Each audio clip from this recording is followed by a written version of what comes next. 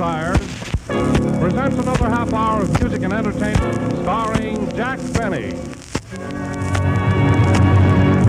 The orchestra opens the program with Here Comes Master, that educator of children, that power of wisdom, Jack Benny.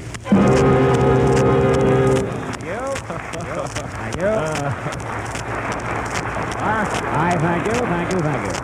Well, say something, Mr. Benny. Jimmy McLarnin sat in the corner, eating a welterweight pie. He put in his thumb, pulled out the decision, and said, "What a good boy am I." Well, did you see that fight, Jack? Did I? Why, Don, I was right there at the ringside. Did I see that fight? Well, Jack, I was at the ringside, and I looked all around, but I didn't see you. What row were you in, Don? I was in row A. Well, I was right behind you, row X. Row X? Row X? How in the world did a man in your position come to get in row X? Politics, Don. You know, there's nothing like knowing people, you know. Yes, but row X is way back, isn't it? Oh, no, Don. It's A, B, C, D, E, X. 6 rows. That isn't bad, is it? Well, I had a wonderful seat, Jack. Row A. Right next to the ring, eh, Don? No, not exactly. You see, there were 10 rows of press seats. Then came 6 rows of Republicans, I see. 6 rows of Democrats, and 5 rows of people who couldn't find their seats in the rear. And then came row A. Yes, exactly.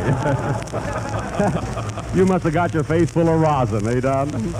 But then I've seen worse row A's than that. Why, I remember Boyle's 30 Acres in Jersey City where Carpentier and Dempsey fought. I remember that. Well, I had row C for that fight. What a place that was. The fight was held in Jersey City. See, row A was in Elizabeth, row B was in Trenton, and I had row C in Philadelphia.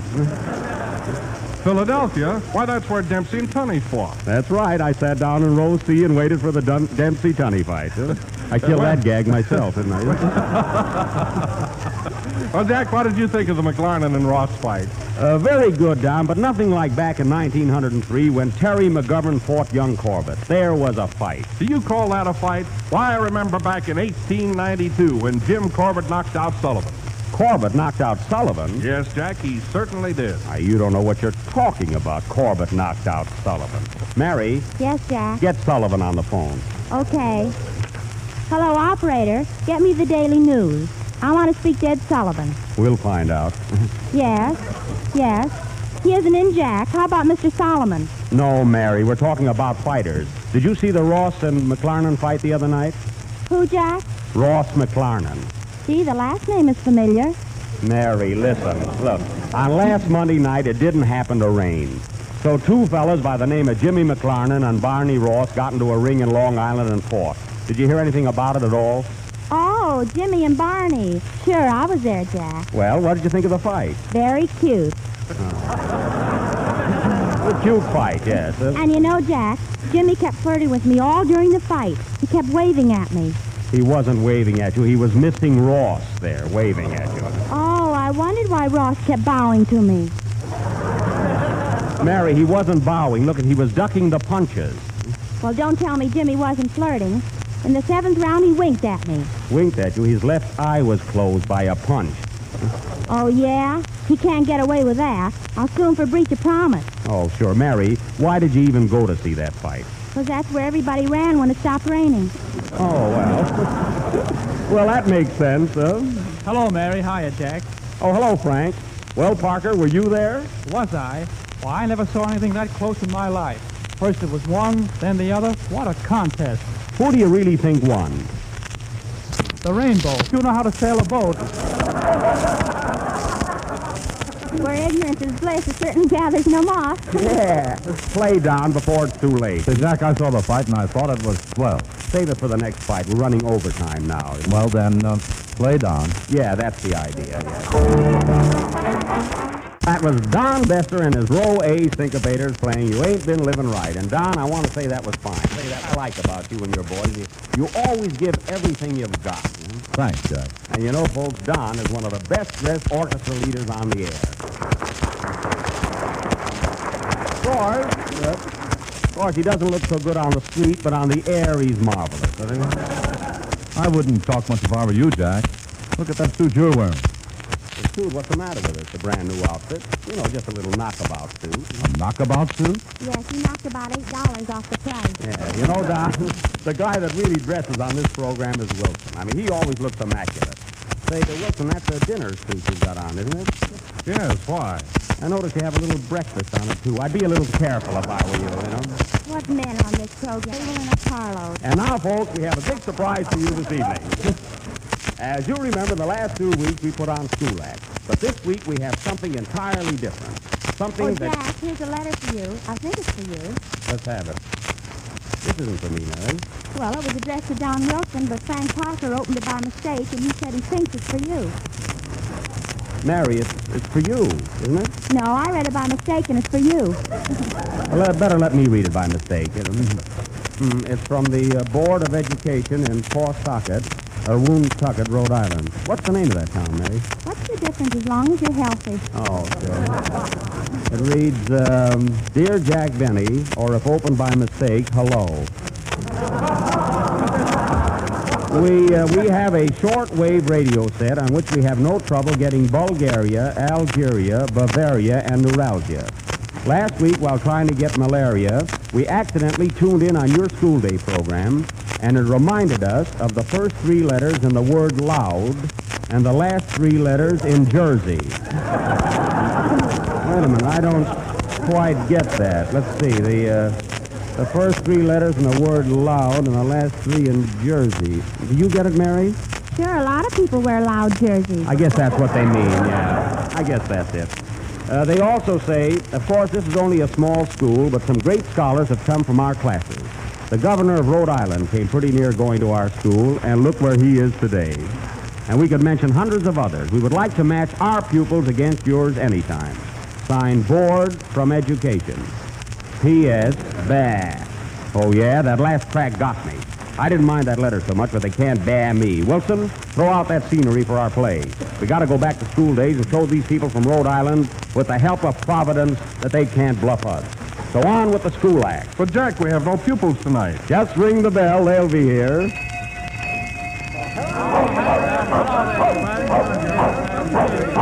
Here come all the kiddies. Didn't I tell you? You'd be surprised how many stooges are waiting for that bell. Play, Don. School days, near a golden rule days, reading and writing and arithmetic, condiments to not that everything. You are my bashful barefoot boy. You are my girl in calico. Wrote on my slate, I love you, Joe. Da da da da.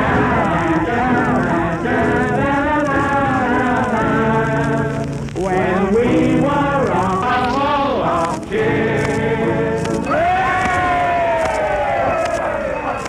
Sit down, my children, before teacher gets nervous. Oh, good morning, Mary. How are you this morning? I've got a headache, teacher. What are you going to say? I got a teacher headache? That's it. I got a headache, teacher. That's from trying to think. You pupils will have to stop this practice. I will now call the roll. Don Bester, Jr. Here, teacher. Put out that cigar. Don Wilson, Jr. Here. Away with that racing form. Ben Burney, Jr. Oh, yes, sir. I'm here with all the world. Jr. Am I here? Am I here? Use your handkerchief, Jimmy. Frank Crummett. I couldn't crumb it today. Who wrote that? Percival E. Clare. I'm here, teacher. That name certainly fooled me. Singing Sam, Jr. I am here. I am here. All right. We know you. Bing Crosby, Jr. Bing Crosby, Jr. You little Crosbys are too young for school. Imagine 2 months old. You better wait another week. Will you stop crooning and go home? Maurice Chevalier, Jr. Oh, I'm here, teacher. I've just finished. Man, a picture called The Merry Widow. So, I have come back to school right now. Thank you. Kay Francis. I'm right here with Maurice, teacher. You're telling me. All I know is what I read in the papers. Bert Wheeler, Jr. That was last week, teacher. That's right. They graduate fast here. Fido, Jr. Fido, why weren't you in school last week? Oh, well, you must take care of yourself, yes. Well, I guess everybody's here now. Ah, there's a new pupil. I haven't seen your face before, young man. What's your name? My name is Mo. What Mo? Meeny, miny, Mo. Oh, that Mo. I see. Where do you live, Mo? Kansas City. Oh, you're a Kansas City Mo, I see. Precisely. Well, sit down. I don't want to hear any Mo from you. That was good. Now, children, we will start in with our usual morning exercises. Stand up. Throw out your chest.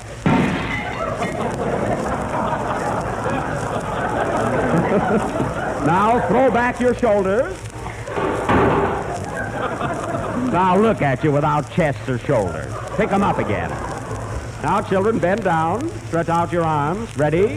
1, 2, 3, 4. 1, 2, 3.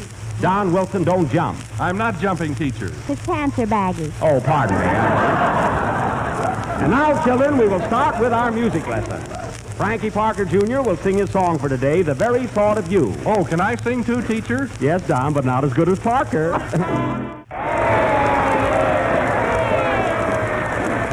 Children, quiet, children.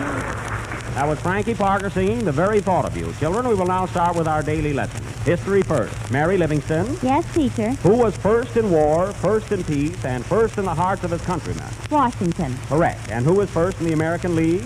Detroit, but it was Washington last year. That's right. And who chopped down the cherry tree? The Giants. Right, they are first in the National League, yes. Frankie Parker Jr. Yes, teacher. Frankie, who was the father of our country? I don't know, but Eddie Cantor isn't doing bad. No, Frankie. It was Washington. Oh, he gets blamed for everything. Miney Mo, stand up. Yes, teacher. How much is 11 and 9 divided by 2? Washington. You're wrong. Well, everybody else said Washington, and it was all right. Well, maybe I'm wrong. None of us are infallible. Fido, I'll get to you later. Don Bester, Jr., Yes, teacher. what are the 3 great products of the North? The 3 great products of the North are automobiles, steel, and... The new General tires with the corkscrew grip. Corkscrews, that's right. Now, Mo, you tell me, what are the 3 great products of the South? Possible, sisters. Remind me to break your skull after school, huh? It's a date. You know, you won't have a chance to president someday. What's the matter? Only Secretary of Labor. Oh, get in that cabinet till after school. Have a chance to be president. Yeah, about the same chance, yes. Huh? Now, Mo, What do you want? that's fine to the school teacher. The Senator Long of Louisiana's first... This is a red, please. Senator Long's first name is Huey. Oh, I'm going to have trouble with Huey, Tooey. That's a lot of hooey. Yes, Fido, you can leave the room. Yes. We will now take up arithmetic. Don Bester, Jr., what state is the city of Newark in? New Jersey. Now we're getting someplace. Don Wilson, Jr., what state is Boise in? I don't know. That's right, Boise, Idaho. That's it. And what other large city is in Idaho? Girlsy. Boise and Girlsy, correct.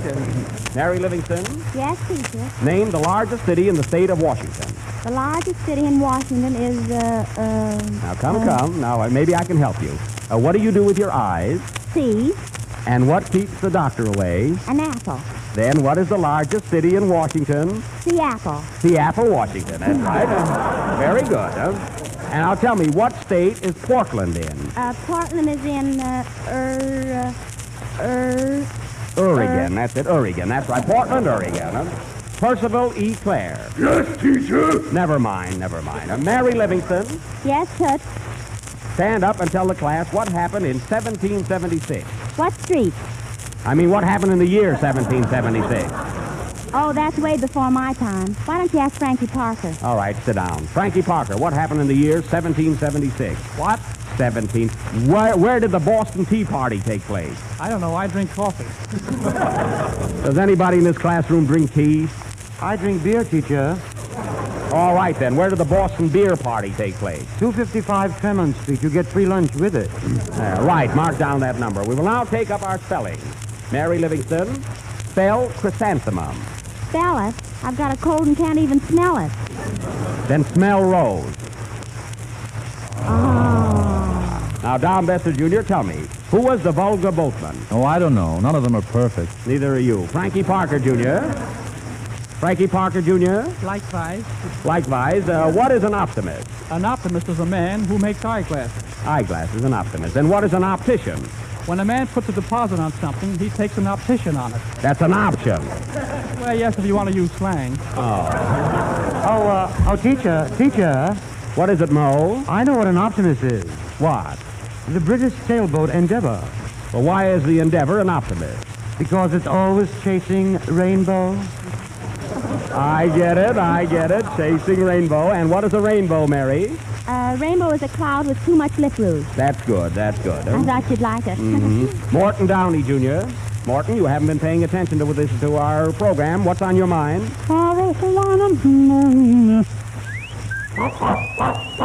Now, look what you did. You woke up Fido. I'll have to ask him questions. Fido, how much are 2 and 2? 4. Thank heaven we have one intelligent pupil in this class. Huh? I knew the answer, but I can't bark. Oh. Now, Fido, who do you think won the big fight last Monday night? I don't know, but it cost me $10. Huh? Now, Fido, one more question. When you go out hunting, what animals do you catch? Rabbit. That's it, rabbit. And what's the synonym for rabbit? Come now. What's another word for rabbit? It's hare. What? Oh, you two, hare. What's on your head? Please, he's only a dog. Say, Jack, that's my joke. I know, but it's his fleas. Get out of here, Fido. Get out. Go on. Out. Now, pupils, it's getting late, so I want to give you your homework for tomorrow. I want everyone... There goes the bell. It's too late. School is over. Children, you can all go home now. Bye, teacher. Good night, children. Goodbye, Johnny Woods. Thanks again for doing those imitations. Oh, you're welcome. Oh, Mary, come back here a minute. What is it, teacher? It's a writing pad and pencil. I want you to put a little ad in the newspaper. All right, what'll I say? For sale, first-class schoolhouse, suitable for garage, Chinese laundry, or high-class tapping. Money no object. Must unload, as we are doing a play next week. Address JB Box 52, General Tire and Rubber Company, Akron, Ohio. Anything else? No. Good night, Mary. So long, Toots. That reminds me, how much is Toots and Toots? 4. That's right. Play Toots. Or Don.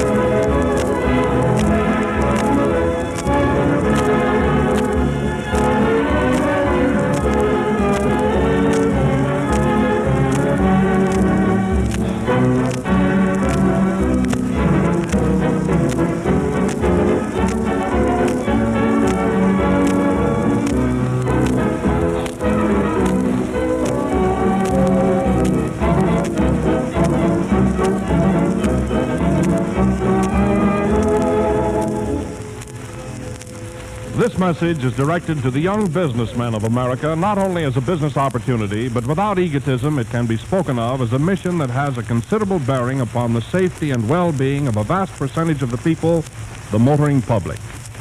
Among the car owners of America, there are probably few who have not realized from the frequently published figures the staggering loss of life and limb that is caused annually by skidding accidents. The skidding bill of America is bigger than the tire bill. That fact has stood constantly as a challenge to the tire industry. It has been intensified every year with a step up in power and speed of automobiles. And every year, with pardonable pride, General Tire has managed to meet the challenge, in many cases a year or two in advance, of letter including references direct to the General Tire and Rubber Company, Akron, Ohio. Inquiries should not be made in person or by telegraph. Once again, the address, the General Tire and Rubber Company, Akron, Ohio.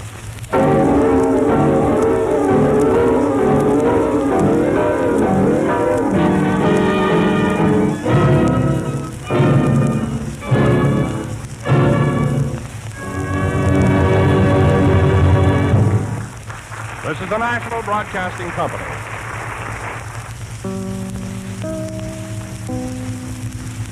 Quarter of a minute past 11 o'clock Eastern Daylight Saving Time. WEAF, New York. You've been listening to the OTR Gold Network. Find more classic radio at otrgold.com.